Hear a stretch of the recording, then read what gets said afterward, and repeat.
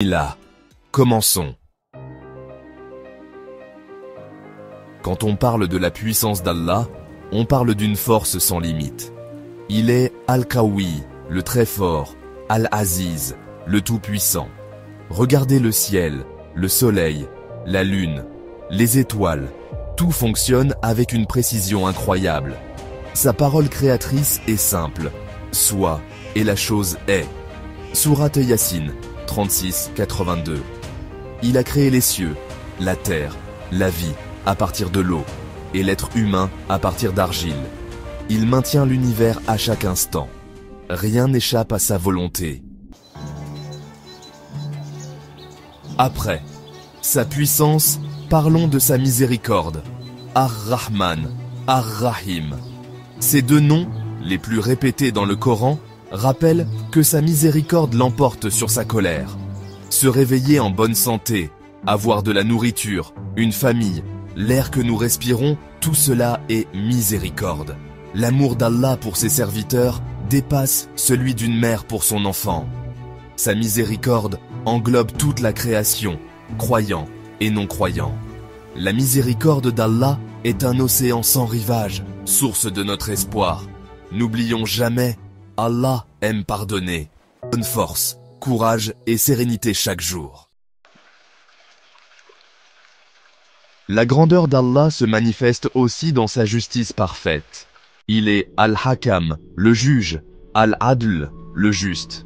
Sa justice est absolue, personne ne sera lésé. Dans ce monde, l'injustice existe, mais la vraie justice sera établie le jour du jugement. Quiconque fait un bien fût-ce du poids d'un atome, le verra. Sourate Az-Zalzala, 99, 7, 8. L'histoire de l'homme aux deux jardins, Sourate Al-Kahf, illustre cette justice. Riche et arrogant, il oublie qu'Allah est la source de ses biens. Il nie la puissance d'Allah et le jour du jugement, malgré les avertissements de son ami croyant. Sa richesse est détruite en une nuit, et il regrette trop tard son orgueil. Cette histoire montre que la richesse et le pouvoir sont des tests, l'ingratitude mène à la perte, l'humilité à la bénédiction. Allah donne toujours une chance de se repentir avant que sa justice ne tombe. La vraie richesse est la foi, l'humilité et la gratitude. La justice d'Allah assure que nos bonnes actions ne sont jamais perdues. C'est une source de patience pour les opprimés, un avertissement pour les oppresseurs. La justice divine est un équilibre parfait entre miséricorde et équité. La grandeur d'Allah est visible partout dans sa création. Dans la création des cieux et de la terre, et dans l'alternance de la nuit et du jour. Il y a des signes pour les doués d'intelligence. Sourate Al-Imran 3-190. Le cycle de l'eau, la perfection des animaux, la complexité de l'être humain, tout témoigne de sa sagesse. Le chameau dans le désert, le poisson dans l'océan, l'abeille et son miel, chaque créature est un miracle. Allah nous invite à observer. Ne considère-t-il donc pas les chameaux, comment ils ont été créés? Sourate Al-Ghashiyah 88-17. L'être humain, créé dans la forme la plus parfaite, est le plus grand des signes.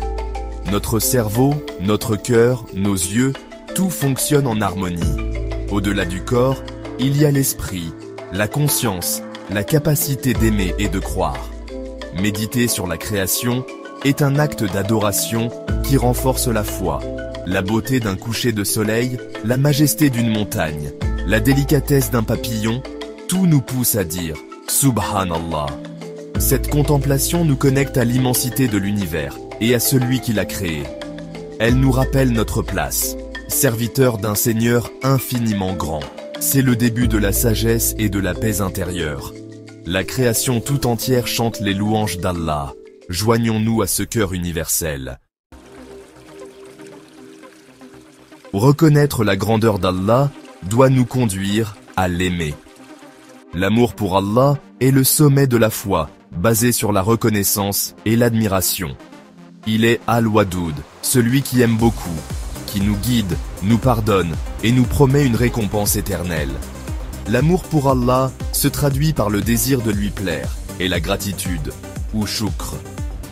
Dire Alhamdulillah, avec le cœur et les actions, c'est reconnaître que tout bien vient de lui.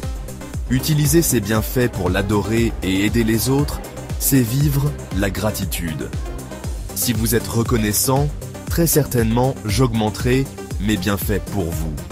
Sourate Ibrahim 14:7. L'amour pour Allah donne un sens profond à notre existence. Chaque acte, même simple, peut devenir un acte d'adoration s'il est fait pour lui. Le prophète a dit « Celui qui a 3 qualités goûtera à la douceur de la foi. Qu'Allah et son messager lui soient pas plus chers que tout le reste. » Cultiver cet amour passe par le dhikr, la lecture du Coran, la méditation sur sa création. Plus nous nous souvenons de lui, plus notre amour grandit. La compagnie des gens pieux et la prière nourrissent cette relation. En nourrissant amour et gratitude, nous construisons une relation solide avec notre Créateur. C'est la source de la plus grande joie et de la paix profonde. La confiance en Allah, ou tawakkul, est le fruit de la connaissance de sa grandeur, sa miséricorde et sa sagesse. Ce n'est pas la paresse, mais l'effort suivi de l'abandon confiant à sa volonté. Le prophète a dit « Attache ton chameau, puis fais confiance à Allah. » At-Tirmidhi. Faire notre part, puis laisser le résultat entre ses mains, apporte une immense paix intérieure. La vie est pleine d'incertitudes, mais le tawakkul est l'antidote à l'anxiété.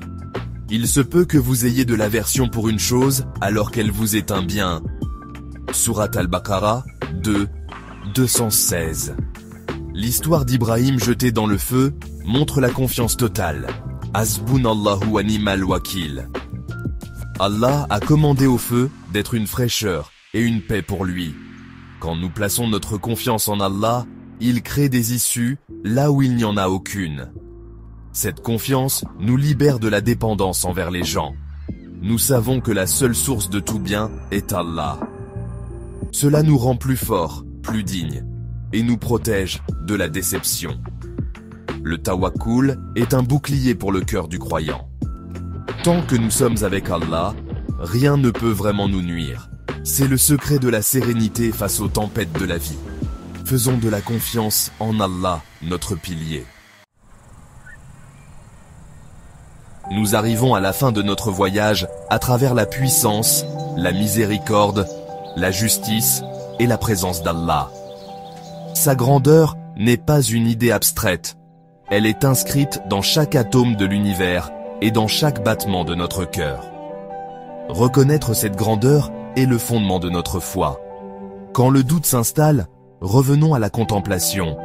Regardons le ciel, lisons le Coran, pensons à ses bienfaits. Cette reconnaissance transforme notre perception de la vie. La gratitude remplace la plainte, la confiance remplace l'anxiété. L'amour pour lui devient le moteur de nos actions. Nous faisons partie d'un plan divin, magnifique, guidé à chaque étape. Je vous encourage à méditer chaque jour sur la grandeur d'Allah. Même quelques minutes suffisent. Dites « Subhanallah, Alhamdulillah, Allahu Akbar » et ressentez-les avec votre cœur. Ces petits moments construisent une forteresse de foi inébranlable. Ce rappel est une invitation à continuer ce voyage, car la découverte de la grandeur d'Allah dure toute une vie. J'espère que ces mots auront été bénéfiques pour vos cœurs. Partagez ce rappel, car il profite aux croyants. Que la paix et les bénédictions d'Allah soient sur vous. Amin.